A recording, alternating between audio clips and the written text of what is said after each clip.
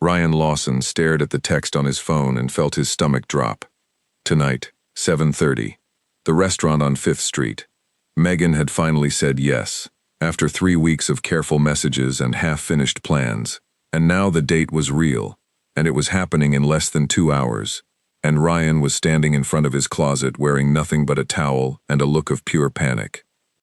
He pulled out a blue shirt, too plain. He pulled out a black one, too much like a funeral. He threw both on the bed and stood there, breathing fast, his mind running through every version of tonight that could go wrong. He had not been on a real date in 2 years, not since Holly left, packed her things into the back of her car, and told him that loving someone was not the same as being ready for them. He had spent those 2 years rebuilding something that did not have a name yet, something steady, something quiet. And now it was supposed to walk out the door in a shirt he could not choose. His phone buzzed again. Megan, asking if 7:30 still worked. Ryan typed back a quick yes, then dropped the phone on the bed like it had bitten him. He needed help. He needed it fast. There was only one person in the building who would tell him the truth about how he looked, and she lived 4 steps down the hallway, behind a door with a small brass number 3 on it. Claire Bennett had been his neighbor for 3 years. She had seen him through a broken water heater, a stomach bug that lasted a miserable week, and the long, ugly stretch of nights after Holly left, when he could not sleep and she would leave a cup of tea outside his door without ever knocking. She knew him better than almost anyone. She also had zero patience for nonsense, which was exactly what he needed right now. Ryan grabbed the blue shirt, threw on a pair of jeans, and walked down the hallway in his socks. He knocked twice. There was a pause longer than usual before the door opened. Claire stood there in an old gray sweater, her hair pulled back, a paperback novel still open in one hand. For a second, something flickered across her face. Then it was gone, replaced by the dry, familiar look she always gave him when he showed up needing something. "You're shirtless," she said, "sort of." "I have a date," Ryan said, "tonight, in an hour and a half. I don't know what to wear, and you're the only person who tells me the truth." Claire glanced down the hallway, then back at him. The flicker came again, quick and small, like a light going out before anyone could notice it was on. "A date," she repeated. "Her name is Megan. We matched online. We've been talking for 3 weeks. Please, Claire. I have 90 minutes, and I'm already failing." For a moment she did not move. She just looked at him, the paperback still open against her palm, her thumb pressed into the page like she was holding her place in more than one story. "Come in," she finally said. "Bring the shirt. Bring the bad jeans too while you're at it." Ryan stepped past her into the apartment, relief loosening his shoulders. He did not notice the way she closed the door a little slower than usual, or the breath she let out before she turned around, like she was setting something down before she could pick something else up. "Okay," Claire said, clapping her hands together. "All business now. Let's see what disasters you brought me." "It's just a shirt." "It's never just a shirt with you. Show me." He held up the blue one. Claire studied it the way a judge studies evidence. "It's fine," she said. "It's also the exact shirt you wore to your cousin's wedding, and to that work dinner. And, if I remember right, to the night you tried to convince me Marvel movies were better than anything Spielberg ever made. They are better. We are not doing this again. Go change. I have opinions about your closet, and I intend to share every single one of them." Ryan laughed, some of the tightness in his chest easing for the first time since the text came through. This was familiar ground. Claire telling him he was wrong about something small so he would stop worrying about something big. She had been doing it for 3 years, and it had always worked. He just never asked himself why it worked so well, coming from her. Claire walked into her bedroom and came back a minute later with 3 shirts draped over one arm, all of them his, all of them apparently borrowed at some point over the years and never quite returned. Ryan had wondered about that pile in her closet more than once and never thought too hard about it. "These 3, she said. "Try the green one first. It does something good with your eyes." "You've thought about what does something good with my eyes?" "I've thought about how to get you out the door in under an hour. Put it on." He pulled the green shirt over his head right there in her living room, the way he always had, without thinking twice about it. Claire turned away to grab a different pair of jeans from somewhere in her endless rotating collection of his forgotten clothes, and for a second, just a second, he thought he saw her shoulders rise and fall like she had been holding her breath. "Better," she said, turning back around. "Tuck it in, not like that. You look like you're hiding something." I am hiding something. My nerves. What do you think? He asked, turning to face her fully. Be honest. Does it work? Claire tilted her head, studying him the way she always did, like she was reading something written in very small print. Turn around, she said. Why? Because I want to see the back, Ryan. That's how shirts work. He turned, feeling a little ridiculous, standing in the middle of her living room, while she circled him slowly, arms crossed, her bare feet quiet against the wooden floor. It's good, she said finally.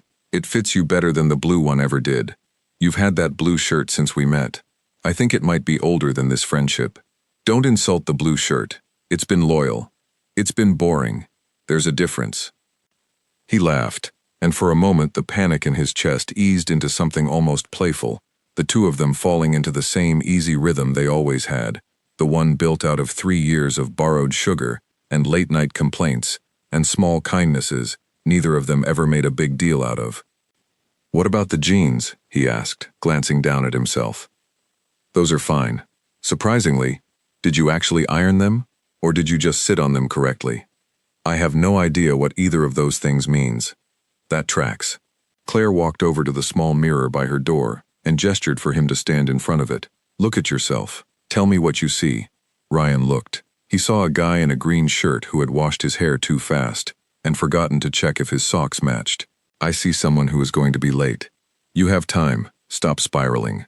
Claire reached past him and adjusted the cuff of his sleeve, rolling it once, the way he never remembered how to do himself. There. Now you look like someone who has his life together. Even if that's a complete lie. Harsh. Accurate. She stepped back, her eyes moving over him one more time, slower this time, like she was trying to memorize something before it walked out the door. You look good, Ryan. She's going to like what she sees. There was something different in the way she said it, quieter, like the sentence had cost her more than it should have. Ryan didn't catch it. He was already checking the time on his phone, already mentally walking through the route to the restaurant, already somewhere else entirely. Claire's hands reached out before she seemed to decide to let them, fixing the collar of his shirt, smoothing it down with 2 quick motions. Her fingers brushed his neck for half a second. She went still. It was barely anything. A pause. A held breath. Ryan was too busy running through what he would say to Megan in an hour to notice the way Claire's eyes dropped to the floor, the way her jaw tightened like she was biting down on a word she had decided, a long time ago, never to say out loud. There, she said, stepping back fast. Better. You're a lifesaver. I owe you dinner. Something passed over her face, there and gone, quick as a blink. You're about to have dinner with someone else, Claire said, her voice light, almost too light. Go be charming. Don't talk about Marvel movies on the first date. Nobody needs to know that about you yet. Ryan grinned, grabbed his jacket off her couch, and headed for the door, already running through the route to the restaurant in his head, already thinking about Megan's last message, the joke she had made about parallel parking, that had actually made him laugh out loud at his desk. He did not look back at Claire standing in the middle of her living room, watching him go, her arms crossed over the old gray sweater, her paperback novel left open on the couch, forgotten. He had no idea what he had just walked out on. The door clicked shut behind him, and Claire stood there for a long moment, listening to his footsteps fade down the hallway, then the soft thud of the stairwell door, then nothing at all. The apartment felt different with him gone, quieter in a way that had nothing to do with sound. She picked up the paperback from the couch and stared at the page without reading a single word on it. Her thumb found the edge and pressed down, hard, the way it did when she needed something to hold on to that wasn't a feeling. In the closet behind her, 3 of his old shirts hung on hangers she had bought specifically for them, years ago, back when she told herself she was just being a good neighbor, just being practical, just doing what anyone would do for a friend who kept forgetting his things at her place. She had never once asked herself why she kept them instead of giving them back. She walked to the window and looked down at the street, 4 floors below, and watched a man in a green shirt step out of the building and check his phone one more time before heading toward the corner. He didn't look up. Claire let the curtain fall back into place and sat down on the edge of her couch, the paperback still closed in her lap, the apartment around her suddenly too quiet, too still, too full of a feeling she had spent 3 years learning how to carry, without ever putting it down. And Claire, for the second time that night, said nothing at all. The restaurant on 5th Street smelled like garlic and warm bread, and Ryan stood just inside the door, scanning the room for a woman he had only ever seen in photographs. His heart was beating faster than the walk-over could explain. Then he saw her, sitting at a corner table, waving one hand in a small, careful motion, like she wasn't sure if it was actually him. It was Megan Foley, 28, a woman who laughed at her own jokes a half-second before anyone else did, with dark hair pulled into a loose knot and a yellow coat draped over the back of her chair. She looked exactly like her photos, and somehow also nothing like them, the way real people always do, once you're standing in front of them instead of swiping past their face on a screen. "You found it," she said, smiling as he sat down. "I was starting to think you'd gotten lost." "I almost did. I took a wrong turn on 5th and ended up outside a dry cleaner for a solid 2 minutes, completely convinced it was a restaurant. That's either the worst sense of direction I've ever heard, or the best opening line. I genuinely cannot decide." "Let's go with worst sense of direction. I'd rather keep the bar low, easier to impress you later." Megan laughed, a real laugh this time, not the nervous half-laugh people gave on first dates when they were still deciding whether to relax. Ryan felt something in his chest loosen. This was good. This was easy. Maybe 2 years of waiting had been worth it for exactly this moment. They ordered. They talked about work, about her job managing a small bookstore 2 blocks from her apartment, about his job doing something with spreadsheets that he tried to make sound more interesting than it was. She had a way of leaning forward when she was actually curious about something, and pulling back, just slightly, when she was being polite instead. Ryan noticed the difference. He liked that he noticed it.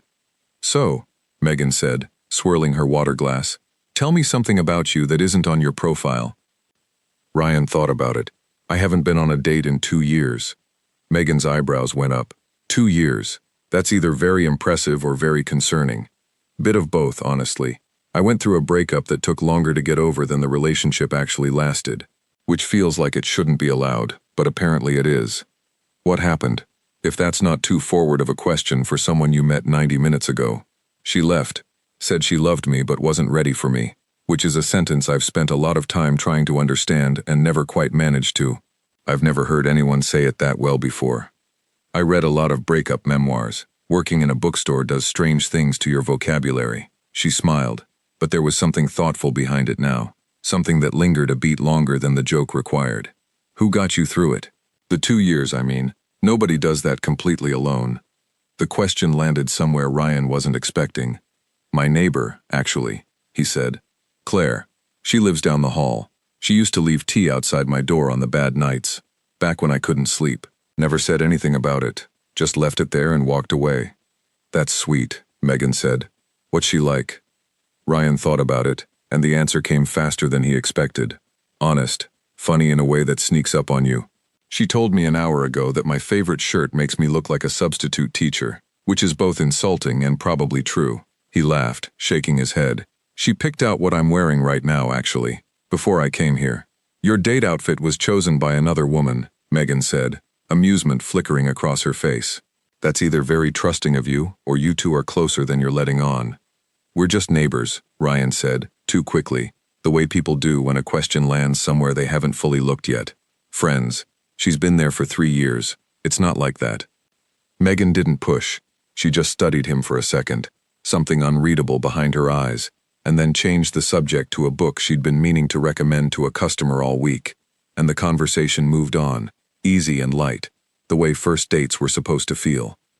But something had shifted, small and quiet, the way a single dropped stitch can sit unnoticed in a sweater until the whole thing starts to come apart. A waiter cleared their plates, and Ryan excused himself to the restroom, mostly to splash some cold water on his face and remind himself to focus. He stood at the sink for a moment, looking at his own reflection, the green shirt Claire had picked out still neat across his shoulders, her sleeve roll still holding from an hour ago. His phone buzzed in his pocket, a photo memory notification, the kind his phone generated automatically every few days, pulling up something from a year ago without being asked. He almost ignored it, then curiosity got the better of him, and he opened it. It was a photo of Claire, laughing, flower on her cheek, holding up a lopsided cake she had baked for his birthday the year before, the candles already half melted, because she had lit them too early, and forgotten about him running late. He remembered that night clearly. He remembered thinking, even then, that he couldn't imagine a birthday without her in it. He closed the app and put the phone away, his chest tight in a way he didn't have time to examine. When he got back to the table, Megan was scrolling through something on her own phone, and she looked up with a smile that didn't quite reach the same warmth it had 20 minutes earlier. "Everything okay?" she asked. "Yeah, sorry, work email," he lied, sliding back into his chair. "On a Friday night. You know how it is." She nodded, though something in her expression suggested she didn't entirely believe him, and the conversation picked back up. Lighter topics now. Travel, favorite films, the kind of small talk that filled space without asking anything difficult of either of them. Ryan laughed when he was supposed to laugh. He asked questions when he was supposed to ask questions. But the photo had done something he couldn't undo, opened a door in his mind that refused to close again, no matter how many times he tried to shut it. Across town, Claire stood at her kitchen counter with flour on her hands and a recipe she wasn't really following, mashing bananas that were a day past their best, harder than the recipe called for. She had told herself she was making banana bread because the fruit was about to go bad. That was true, technically. It also wasn't the real reason. The real reason was that her hands needed something to do, some small task to drown out the thoughts circling her kitchen like flies she couldn't quite swat away. Her phone sat face down on the counter. She had checked it 4 times in the last 20 minutes for no reason at all. Ryan wasn't going to text her in the middle of his date. That had never once happened in 3 years, and she didn't know why tonight felt different. Except she did know. She just didn't want to say it, even alone, even with nobody listening. She kept circling back to the moment her fingers had brushed his neck, the half-second where everything in her had gone completely still, like her whole body had hit pause while her mind kept racing forward without it. She had spent 3 years telling herself that moments like that one meant nothing, the way he leaned against her doorframe when he talked about his day, the way he always saved her the last slice of pizza without being asked, the lopsided cake she had baked him last year, candles half melted because she lit them too early and then panicked when he ran late, the 2 hours she had spent on it while telling him, straight-faced, that it was nothing, just something to do on a Tuesday. Her sister had asked her once, gently, over a glass of wine 2 summers ago, whether she was ever going to tell him. Claire remembered laughing the question off so fast it startled them both, a reflex more than a choice, the kind of laugh that exists purely to end a conversation before it can go anywhere dangerous. She wasn't laughing now. She picked up her phone, opened a message to her sister, and typed 3 words before she could stop herself. "I think tonight's the night I lose him for real." She didn't send it. She deleted it letter by letter, watching the cursor eat the sentence backward until the box sat empty again, then turned the phone face down and pressed both hands flat against her eyes, breathing slowly, the way she had taught herself to do whenever a feeling got too big to carry standing up. The bread went into the oven. Claire set a timer and sat down at the kitchen table with a cup of tea she didn't actually want, and when the timer finally went off, she pulled the bread out and set it on the rack to cool, staring at it like it might somehow have an answer baked inside it that her own thoughts couldn't find. It didn't. Back at the restaurant, dessert arrived, something chocolate with a sprig of mint on top that neither of them touched. Megan was telling a story about a customer who had once tried to return a book because the ending made her cry, and Ryan was laughing in the right places, nodding in the right places, doing everything a person on a good date was supposed to do. But somewhere underneath the laughter, a small, persistent thought had taken root and refused to leave. It had started the moment Megan asked about Claire, the moment he'd answered too fast, the moment the words "just neighbors" had come out of his mouth, sounding less true than they had in 3 years of saying them. "You're somewhere else," Megan said suddenly, setting down her fork. "Sorry. Long day. I'm here, I promise." "You sure? You've got this look, like you're doing math in your head." Ryan forced a smile, just thinking about how good this dessert looks and how I'm definitely going to regret not ordering my own. Megan laughed and pushed the plate toward him, letting it go, though something behind her eyes suggested she wasn't entirely convinced. The check arrived a few minutes later, and Megan reached for it at the same moment Ryan did, their hands brushing briefly over the small leather folder. "I've got it," Ryan said. "You sure? I can split it." "I'm sure. You found the restaurant. I get the bill. Seems fair." Megan smiled, but it was a smaller smile than before, the kind people give when they've already started, quietly, to draw a conclusion about how the night is going to end. "This was nice," she said, as they stepped out onto the sidewalk, the evening air cool against Ryan's face, after the warmth of the restaurant. "You're easy to talk to. You too, genuinely." She studied him for a second, the streetlight catching the side of her face, something honest in her expression now, something that had been waiting for the right moment to surface. "Can I say something a little forward, please? You talked about your neighbor more than you talked about yourself tonight. I'm not saying that to be unkind. I'm just saying it because I noticed, and I think you should notice it too." Ryan opened his mouth to argue, some automatic defense already forming, and then closed it again, because he didn't actually have anything true to put in its place. "I had a good time," Megan continued, softer now. "I'm not upset, but I don't think I'm the person you should be thinking about on the walk home tonight, and I think you already know that, even if you're not ready to say it yet." She squeezed his arm once, friendly, final, and turned toward the corner where her own apartment building sat 3 blocks away, leaving Ryan standing alone under a streetlight, the green shirt suddenly feeling like it belonged to someone else's evening entirely. He walked home instead of calling a car, because his legs needed the time and his head needed the distance, and because some part of him already knew that whatever waited for him at the end of those 8 blocks mattered more than getting there fast. The streets were quiet at this hour, just the occasional car passing, a couple laughing on the opposite sidewalk, a dog barking once behind a fence and then losing interest. Ryan walked with his hands in his pockets, replaying the night, replaying Megan's voice when she said the words his neighbor, replaying the night. They had landed somewhere true, before he'd even had the chance to argue with them.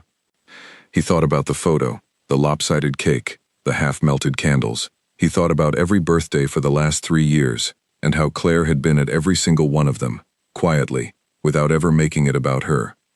He thought about the tea outside his door. He thought about her hands on his collar an hour ago, the half-second pause he had been too distracted to notice at the time but couldn't stop noticing now, replaying itself over and over like a scene from a movie he hadn't realized he was in. By the time he reached his building, something had settled in his chest, not quite an answer, but the shape of a question he could no longer pretend he hadn't been avoiding. He climbed the stairs instead of taking the elevator, 2 flights, his footsteps slow and deliberate, and when he reached the 4th floor he saw it immediately, a thin line of light spilling out from under the door with the brass number 3 on it. She was still awake. Ryan stood in the hallway for a long moment, his hand half raised, not quite ready to knock, his heart doing something complicated and unfamiliar in his chest. He had no idea what he was about to walk into. He had even less idea what he was about to walk out of, 2 doors down, the rest of his life rearranging itself one breath at a time while he stood there, frozen, in front of a door he had knocked on 1,000 times before without ever once feeling like this. He knocked. The door opened almost immediately, faster than usual, like she had been standing close to it already. Claire stood there in the same gray sweater, flowers still dusted faintly across one wrist, her hair falling loose now instead of pulled back. "You're back early," she said. "Am I?" "It's not even 10. I figured a good first date would run later than this." Ryan stepped past her into the apartment without being asked, the way he always did, and dropped onto her couch like the weight of the evening had finally caught up with his legs. The smell of fresh banana bread hung in the air, warm and familiar. "You baked," he said. "Bananas were going bad. Don't read into it." "I never do." Claire sat down on the opposite end of the couch, tucking one leg underneath her, the paperback from earlier, still sitting on the side table, still open to the same page it had been on for hours. "So," she said, "tell me everything. Was she as funny as her profile photos suggested? Photos lie constantly, by the way. I want full honesty." Ryan hesitated, and Claire noticed it, the way she noticed most things about him, though she didn't say anything yet. "She was great," he said. "Funny, smart, works at a bookstore, which somehow explains everything about her. We talked for 2 hours and it never felt slow." "That sounds like a good date, Ryan." "It was. You don't sound thrilled about that." He looked at her, and for a second he considered telling her everything Megan had said on the sidewalk, the whole conversation about talking too much about his neighbor, the entire unraveling thought that had followed him home for 8 blocks. He didn't. "I'm tired," he said instead. "It's a lot being on, for 2 hours straight. I forgot how much energy it takes."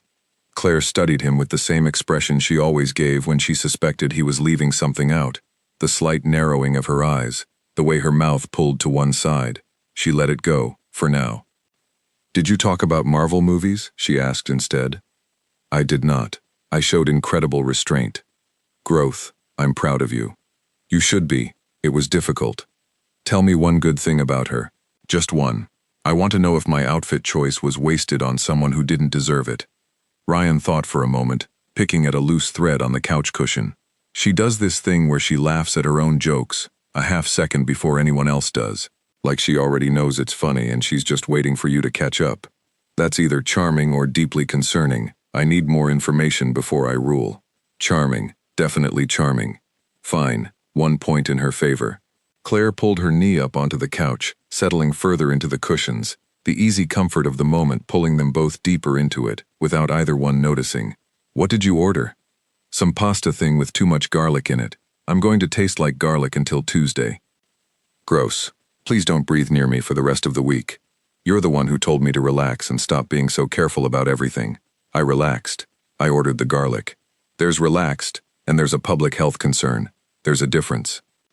He laughed, and Claire reached over and stole a piece of banana bread off the plate she had set down earlier, eating it this time instead of just holding it. "Did you like her?" Claire asked, the question landing somewhere between casual and careful. "I did. She's easy to be around." "Easy to be around isn't the same as the right person, you know. You can like spending time with someone and still know they're not it." Something in the way she said it made Ryan glance over at her. "That's oddly specific advice. I read it somewhere. A book at work, probably. I absorb a lot of second-hand wisdom from other people's love lives." Claire's eyes flicked away from his, down to the bread in her hands, breaking off another small piece she had no real intention of eating. They fell into the easy rhythm they always had, jokes passed back and forth like something solid they could each hold on to. And for a while it felt exactly like every other night they had spent on this couch, talking about nothing important. The kind of comfortable silence that only exists between people who have spent years learning each other's edges. "Did she ask about me?" Claire said suddenly, lightly, like the question cost her nothing at all. Ryan paused half a second too long. "Why would she ask about you?" "I picked your outfit. People notice things like that." She thought it was funny. That's all. It wasn't all, and they both seemed to know it, though neither of them said so out loud. Claire reached for a slice of banana bread on the coffee table, more to give her hands something to do than because she wanted it, and broke off a small piece without eating it. "Are you going to see her again?" she asked. The question hung there longer than it should have. Ryan thought about Megan's face on the sidewalk, the careful kindness in her voice, the way she had let him go without making it harder than it needed to be. "I don't think so," he said finally. Claire's hands went still around the piece of bread. "Why not? You said it was a good date." "It was. It just wasn't." He stopped, searching for the end of the sentence, and found that he didn't actually have one ready. "Wasn't what?" "I don't know." "Right, maybe. It wasn't wrong exactly. It just wasn't what I expected it to feel like." Claire looked at him for a long moment, something careful happening behind her eyes, like she was deciding whether to ask the next question or swallow it the way she had swallowed every other version of it for 3 years. "What did you expect it to feel like?" she asked quietly. Ryan didn't answer right away. The apartment was very quiet around them, just the hum of the refrigerator from the kitchen and the faint sound of traffic from the street below, 4 floors down. "I kept thinking about you," he said. The words came out before he had fully decided to say them, plain and unguarded, the kind of sentence that surprises the person saying it as much as the person hearing it. Claire went very still. "What do you mean?" she said, her voice carefully flat, the way it got whenever she was trying very hard not to let something show on her face. "I don't know exactly. I just kept thinking about you the whole time. What you'd say about the restaurant, what you'd think of her jokes. I checked my phone in the bathroom and a photo came up, that picture from my birthday last year, you and the cake, and I just stood there staring at it like an idiot, instead of going back to the table." "That's normal," Claire said quickly, too quickly. "We're close. Of course you'd think about me. I'm your friend." "Megan said I talked about you more than I talked about myself." The room went quiet in a different way now, a quiet with weight to it, a quiet that pressed against both of them from opposite directions. "She's wrong," Claire said. though her voice had lost some of its certainty. Is she? Ryan didn't move from the couch, but something in his voice had changed, quieter now, more careful, like he was walking across ice and testing each step before trusting it with his full weight. Claire, 3 years ago you left tea outside my door for 2 months straight, and never once mentioned it. Last year you spent 2 hours on a cake and told me it was nothing. Tonight you picked out my shirt for a date with someone else, and your hands shook a little when you fixed my collar. I felt it. I just didn't let myself think about what it meant until I was standing on a sidewalk and someone else pointed it out to me. Claire stood up abruptly, walking toward the kitchen with no real destination, her hands moving to straighten things on the counter that didn't need straightening, a coffee mug, a dish towel, the edge of a recipe card propped against the wall. You should get some sleep, she said, her back to him. You had a long night. Claire.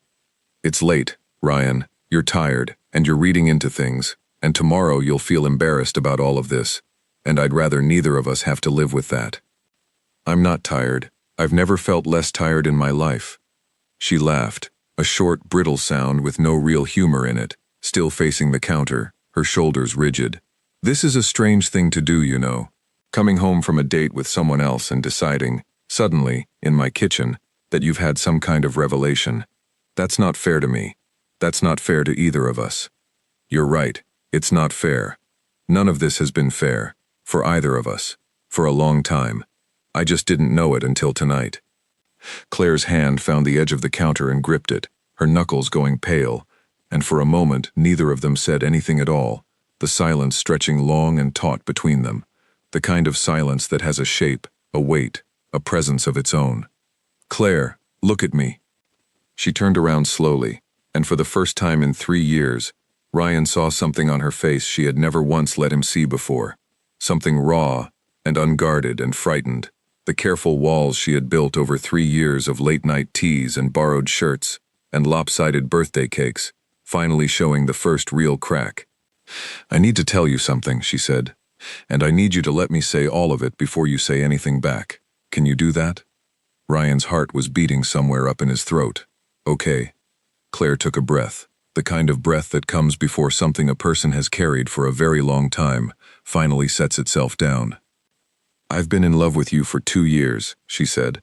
The words sat in the air between them, small and enormous at the same time, and Ryan felt something shift in his chest, like a door swinging open onto a room he had walked past 1,000 times without ever once trying the handle. 2 years, he repeated, mostly to himself, like saying it again might make it easier to hold. Since the night after Holly left, Claire said, her voice steadier now that the worst of it was out, like crossing a river makes the rest of the walk easier, even when your shoes are still wet. You were a mess. I brought you soup because I didn't know what else to do, and you fell asleep on your couch halfway through a sentence, and I sat there for an hour just watching you breathe, because I was terrified you'd wake up and I wouldn't get to anymore. That's when I knew. I just never said anything because you were broken, and then you were healing, and there was never a right moment that didn't feel like taking advantage of something. Ryan stood up from the couch, slowly, his mind moving too fast and too slow at the same time, every memory of the last 2 years rearranging itself into a pattern he had somehow never seen before. The tea, the cake, the shirts in her closet, the way she always knew exactly what to say to make a bad night bearable. Claire, I don't know what to say. It was the wrong thing to say, and he knew it the second it left his mouth, watching her face change in front of him, the brief flash of hope folding itself back into something guarded and small. You don't have to say anything, she said quickly. I wasn't asking you to say anything back. I just needed to finally say it out loud, after 2 years of not saying it. That's all this was. That's not all this was. It is, actually. I'm allowed to decide what this was. Ryan reached for her hand, and she let him take it for exactly 1 second before pulling it back, wrapping both arms around herself instead, putting the kitchen counter between them like a wall she had built out of granite and good intentions. I just told you I've loved you for 2 years, and you stood there and said you don't know what to say, she said, her voice catching on the last few words. I think I understand what that means, Ryan. You don't have to soften it for me. That's not what I meant. I'm not rejecting you. I'm just trying to process 2 years of information in about 30 seconds, which is not actually possible for a human brain to do. You don't have to process anything. I shouldn't have said it. I knew the second it came out of my mouth that it was a mistake, and I was right. Claire wiped at her eyes fast, almost angrily, like the tears had shown up uninvited, and she resented them for it. Just go home, Ryan, please. Claire, please, I need you to go home. He stood there a moment longer, every part of him wanting to argue, to close the distance she had just put between them, to say something that would fix the look on her face. But he didn't know what that something was yet, and standing in her kitchen guessing felt like it would only make things worse. He left. The door closed behind him with a soft click instead of a slam, which somehow felt worse than if she had slammed it, final in a quieter way, like she had used the very last of her energy just to close it gently, instead of letting it crash the way she probably wanted to. Ryan stood in the hallway for a long time, staring at the brass number 3 on her door, replaying every second of the last hour, trying to find the place where he should have said something different, something better, something that wouldn't have ended with her asking him to leave. He didn't find it. He walked the 4 steps back to his own apartment, let himself in, and sat down on his bed still wearing the green shirt, his mind refusing to slow down enough to let him sleep. He thought about Holly, briefly, the way her leaving had taught him to be careful with his own heart, careful almost to the point of blindness, so careful that he had apparently spent 2 years standing 4 feet away from someone who loved him without ever once seeing it. He thought about Claire's face when he said he didn't know what to say. He thought about how badly he wanted to go back and say something else instead, something true, except he genuinely didn't know yet what that something was, and pretending otherwise would have been worse than the silence he'd given her. Sleep came late and shallow, and when his alarm went off the next morning, the first thing he thought of was the brass number 3, 4 steps down the hallway, and the conversation neither of them had finished. The days that followed moved slower than days usually did. Ryan left for work earlier than usual on Monday, partly because of a real meeting, and partly because he couldn't make himself stand in the hallway at the normal time, listening for her door, wondering if she'd be doing the same thing. He noticed, walking past her apartment, that there was no tea waiting outside his door that morning. There hadn't been one in over a year, not since he'd healed enough not to need it anymore, but its absence felt different now, sharper, a small daily proof of something missing. Trash night came on Tuesday, and Ryan stood at his door for a full minute, trash bag in hand, listening for any sound from down the hall before finally stepping out.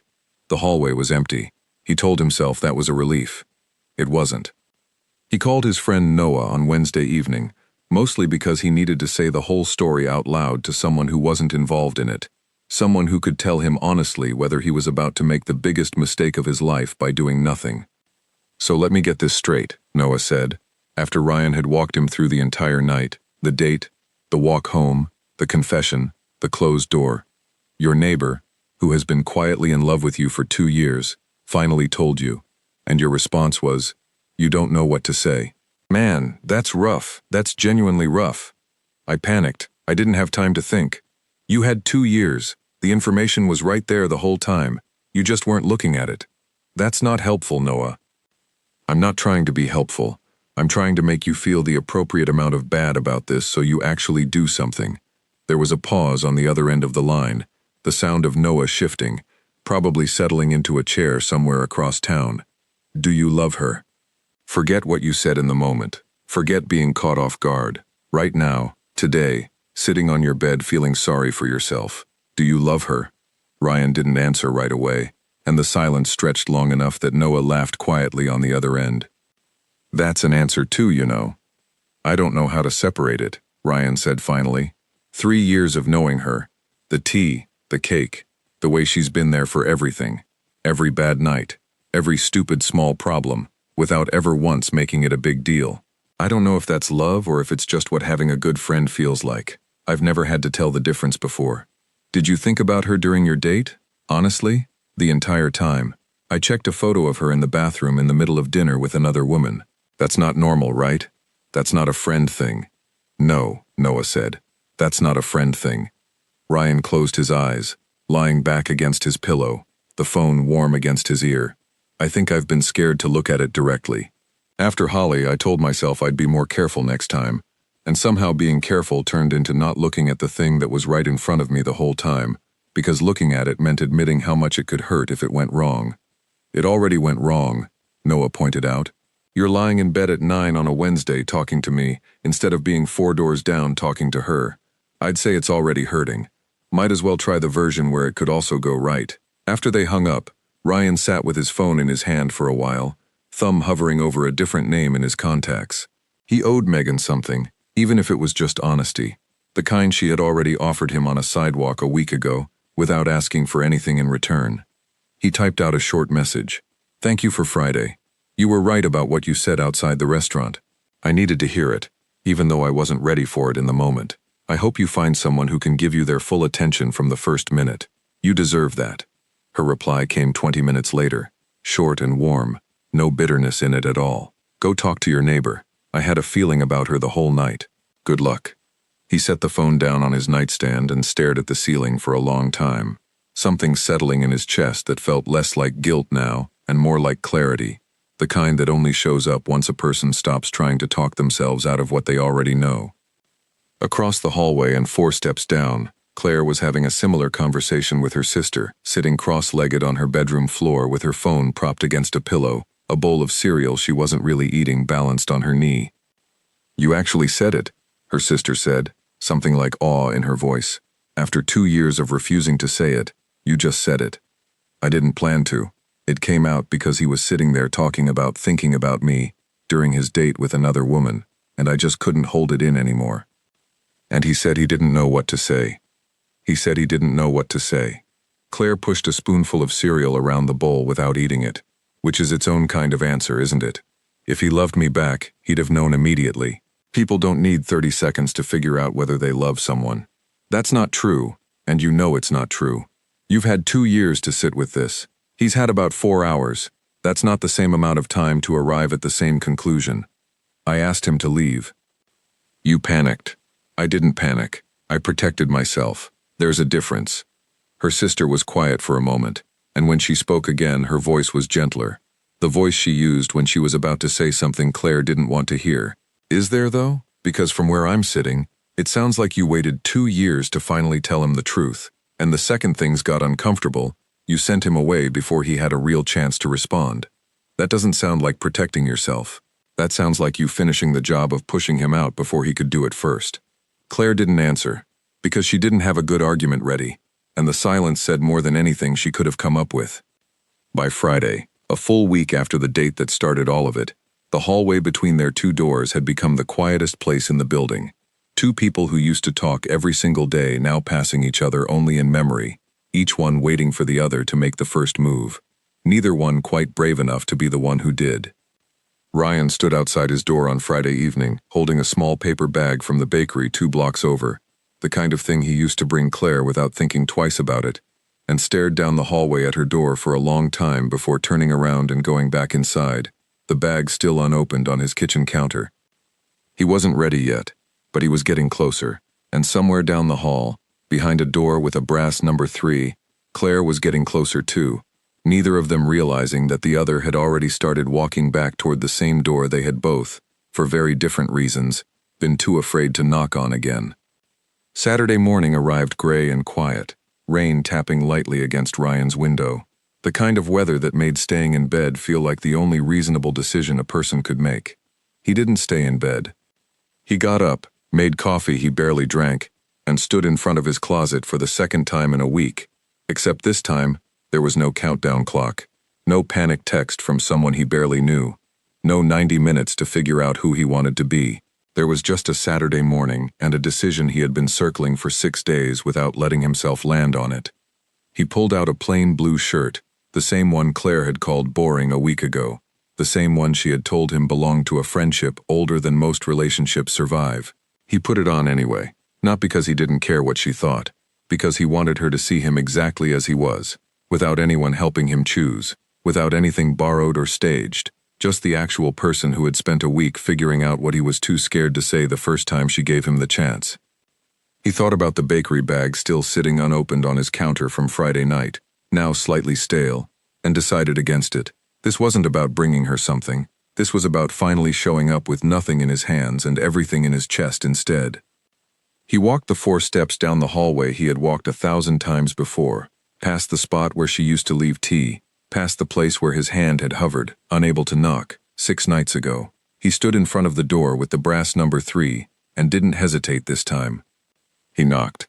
It took longer than usual for the door to open, and when it did, Claire stood there in sweatpants and an old college sweatshirt, her hair pulled into a messy knot, clearly not expecting anyone, clearly startled to find him standing there. Ryan. Hi. They stood there a moment, neither one quite sure how to start. A week of silence sitting between them like something physical, something they would both have to step around carefully to get to whatever came next. "Can I come in?" he asked. "I promise this isn't about clothes." A small, reluctant smile pulled at the corner of her mouth, there and gone fast, but real. That would be a first. She stepped aside, and he walked in, the apartment exactly the same as it had been a week ago, the same couch, the same paperback now finally finished and sitting closed on the side table, the same warm, familiar smell of a home he had spent 3 years walking in and out of, without ever once asking himself why it felt more like home than his own apartment did. "I've thought about what to say to you for 6 days," Ryan said, before she could find a way to fill the silence with something easier. "I had a whole speech planned out. I practiced it in the shower this morning, which is humiliating to admit, but I'm telling you anyway, because I think we're past the point of pretending to have it together." Claire crossed her arms, not unkindly, more like she was holding herself steady for whatever came next. "Okay, I lost the speech somewhere between my apartment and your door, so I'm just going to say the true thing instead, even though it's messier than what I practiced." He took a breath, the same kind of breath she had taken a week ago, the kind that comes before something important finally gets set down. "I don't know exactly when it started. That's the honest truth. I can't point to one single moment and say, there, that's when I fell in love with my neighbor, because I think it happened slowly, across 3 years, in 100 small moments I was too careful to look at directly. The tea, the cake, the way you've shown up for every bad night I've ever had, without ever once making it about yourself. I think some part of me has loved you for a long time, Claire, and I was too scared of getting hurt again to ever let myself say it out loud." Claire's arms loosened slightly, though she didn't move from where she stood. "You said you didn't know what to say. A week ago, in this exact room." "I didn't, not in the moment. You handed me something I'd spent 2 years refusing to look at, and I panicked. And I said the worst possible thing a person could say right after someone tells them they love them. I know that. I've thought about it every single day since. I asked you to leave. You did. And I left. Because I didn't know what else to do. And because some part of me thought maybe that's what you needed in that moment, even though every part of me wanted to stay and fix it right there." Claire looked down at her hands, turning something over in her mind, and when she spoke again her voice was quieter, more careful. "I need you to know something, Ryan, before this goes any further. I don't want to be the thing you settle for, because Megan wasn't right, and I happen to be standing closest. I don't want to be a decision you made because it was convenient, because I live 4 doors down and I already know all your secrets and it would just be easier than starting over with someone new. I deserve more than easy." "You're not easy," Ryan said. "You're the hardest, most terrifying thing I've ever let myself feel. Easy would have been going on 3 more dates with Megan and never once thinking about you. Easy would have been staying exactly where I was, comfortable, safe, never risking the best friendship I have by telling you the truth. This isn't easy, Claire. This is the first hard thing I've done in 2 years, and I'm doing it anyway, because the alternative is losing you completely, and that scares me more than anything Holly ever did." The room went quiet, the rain still tapping softly against the window, and for a long moment neither of them said anything at all, the silence different this time, lighter somehow, like something that had been pulled too tight was finally being allowed to loosen. "I baked another cake," Claire said suddenly, a little unsteady, like she needed to say something ordinary before she could say something else. "Yesterday, I told myself it was because I had eggs going bad, but that's not true. I made it because I didn't know how else to sit with everything I was feeling, and apparently my hands only know how to process emotions through baked goods." Ryan almost laughed, the tension breaking just slightly. "Is it lopsided?" "Extremely lopsided. I was distracted. I'd like to see it. It's just sitting on my counter judging me. I'd still like to see it." Claire studied him for a long moment, something shifting behind her eyes, the last of her guard finally lowering, piece by piece, The way ice gives way not all at once, but in small, quiet cracks that eventually let the whole thing through. "Okay," she said softly. She led him into the kitchen, and there it was, sitting on the counter exactly as promised, a slightly crooked chocolate cake with frosting applied in uneven swirls, clearly made by someone whose mind had been somewhere else entirely while her hands went through the motions. "It's beautiful," Ryan said. "It's a disaster. It's beautifully a disaster. There's a difference." Claire laughed, a real laugh this time, the first one he'd heard from her in 6 days, and something about the sound of it settled deep in his chest, like a key finding its lock after years of trying the wrong doors. "I'm still scared," she admitted, cutting 2 slices without being asked, the simple motion of doing something with her hands, clearly steadying her the way it always did. "Telling you was the hardest thing I've ever done, and even now, standing here, some part of me is waiting for you to change your mind." "I'm not going to change my mind." "You don't know that. Nobody knows that." "You're right. I don't know it the way I know 2 plus 2, but I know it the way I know I haven't slept right in 6 days, because the hallway outside my door has felt wrong without you in it. I know it the way I know I checked a photo of you in the middle of another woman's dinner and couldn't stop thinking about it for the rest of the night. I know it the way I know I put on the boring blue shirt this morning because I wanted you to see exactly who I am, without anyone else's help, and I wanted that person to be enough." Claire set the knife down, her hands trembling slightly, and crossed the small kitchen to stand in front of him, closer than she had let herself stand in years, close enough that he could see the flour still faintly dusted across the cuff of her sweatshirt, left over from yesterday's lopsided cake. "That shirt was never boring," she said quietly.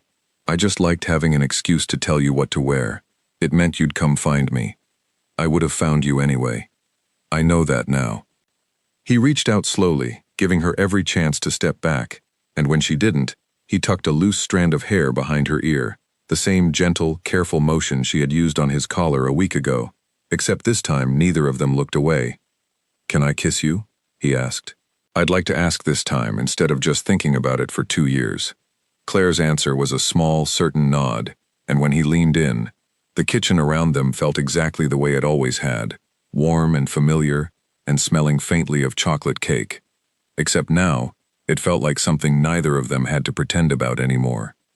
They stood there for a long moment afterward, foreheads close, both of them slightly out of breath, both of them smiling in the quiet, disbelieving way people smile when something they wanted for a very long time finally, actually happens.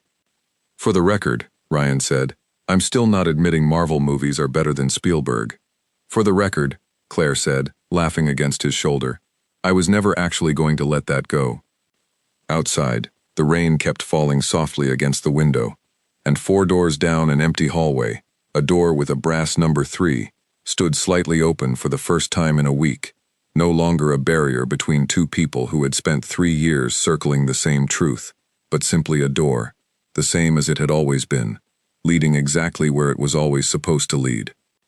They ate the lopsided cake standing up in the kitchen, trading bites off the same fork, talking about nothing and everything, the easy rhythm between them finally allowed to mean exactly what it had always meant, no longer something either of them had to explain away or carry quietly on their own. Later that evening, when Ryan finally walked the 4 steps back to his own apartment, he left his door open behind him, and a few minutes later, Claire knocked, holding the rest of the cake in her hands, and neither of them closed a door between them again for a very long time. It turned out the question was never really about what to wear on a date. It was about who was standing close enough to notice everything underneath it, all along.